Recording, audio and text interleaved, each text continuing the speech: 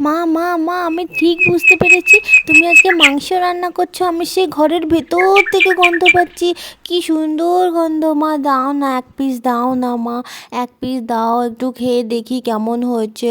কষা কষা মাংস খেতে খুব ভালো লাগে মা, এক পিস দাও না মা, খেয়ে দেখি।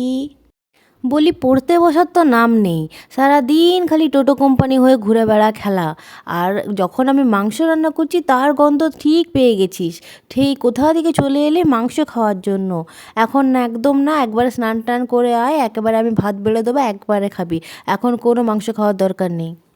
হ্যাঁ দাও না মা, একটু খেয়ে দেখি, একটু টেস্ট করি মা, কষা মাংস খেতে তো খুব ভালো লাগে মা, দাও একটু, দাও মা, দাও।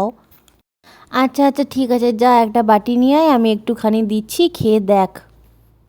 মা হেব্বি হয়েছে, হেব্বি হেব্বি, দারুণ টেস্ট হয়েছে, তোমার হাতের কোনো জবাব নেই, দারুণ হয়েছে কষা মাংসটা।